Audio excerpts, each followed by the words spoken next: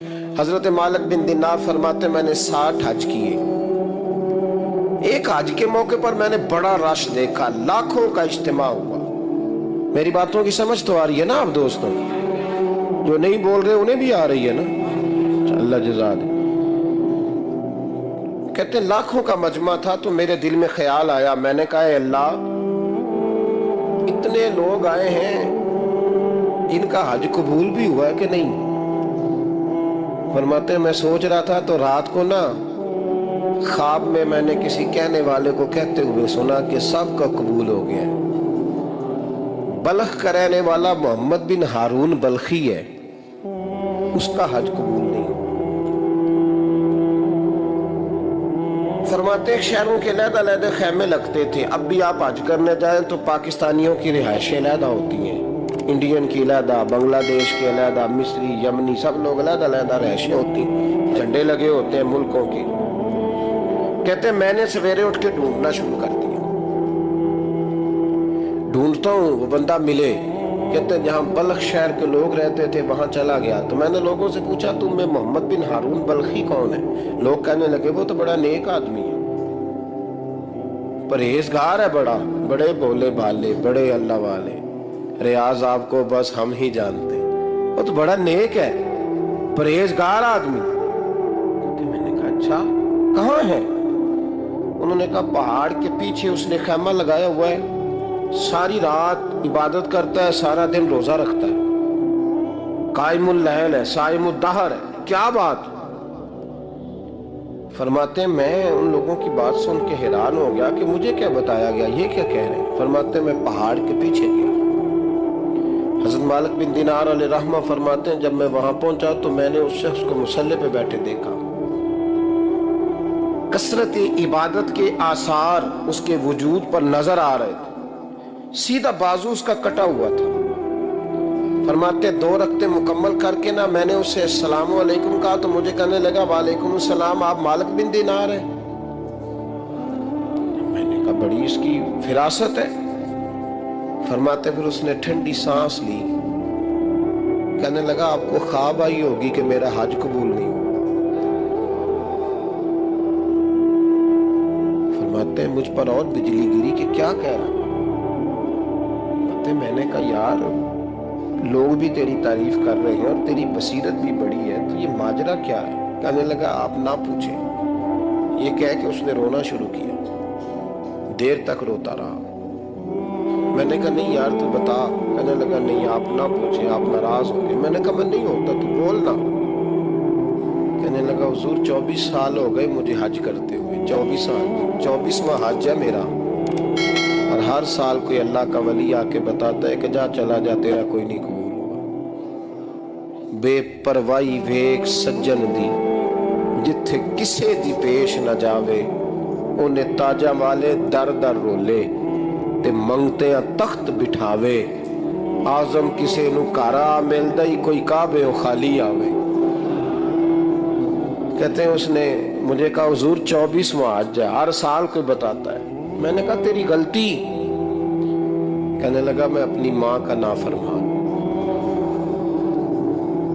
मैंने कहा वाकया क्या हुआ? कहने लगा हजरत अल्लाह ने मुझे दौलत दी, माल दिया, जमीनें दी तो मैं अय्याश हो गया। इमाम मालिक बिन दीनार रहमतुल्लाह अलैह फरमाते हैं मुझसे कहने लगा पैसे आए तो मैं अय्याश हो गया।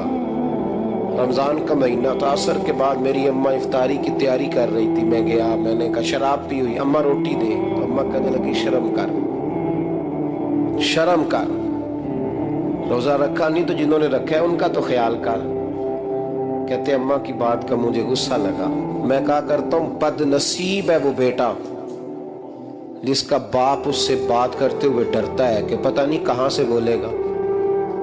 बदनसीब नहीं वो बेटा जिसकी माँ उससे बात करते हुए सहम जाती है कि पता नहीं कौन सी बोली बोलेगा। बदनसीब नहीं कि माँ बाप भी जिससे खोल के बात ना कर सके।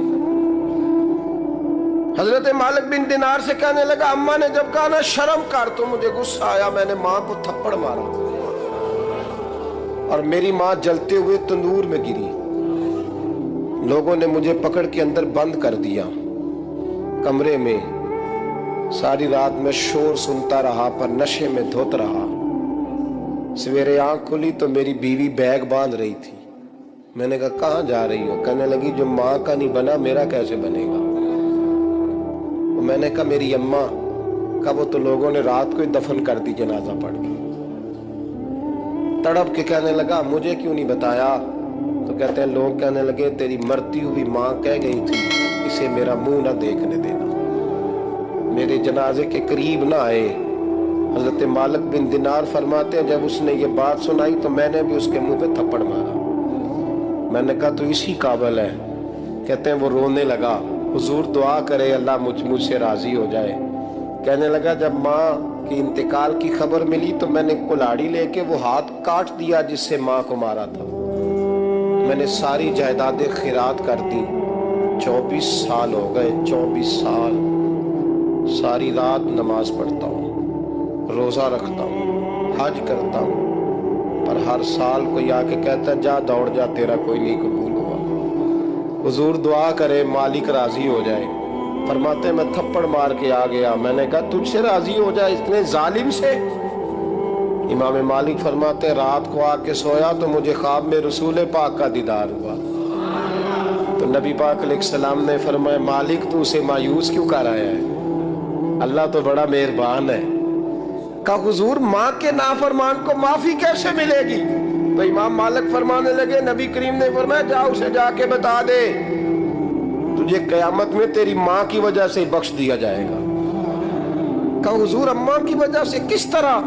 तो महबूब फरमाने लगे इसकी माँ कयामत में इसके खिलाफ मुकदमा दायर करेगी रब करीम की अदालत में। ए अल्लाह मैंने 9 माह पेट में रखा, दर्द सह के इसे जना, जिगर का खून पिला के पाला और इसी ने मुझे कत्ल किया।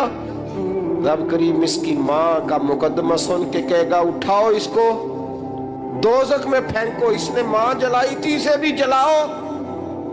महबूब फरमाने लगे जब पकड़ करके मालिक उसको मोहम्मद बिन हारून को लोग ले जाएंगे ना जहन्नम की तरफ, अभी फरिश्ते घसीटेंगे ही तो पलट के फिर अम्मा की तरफ देखेगा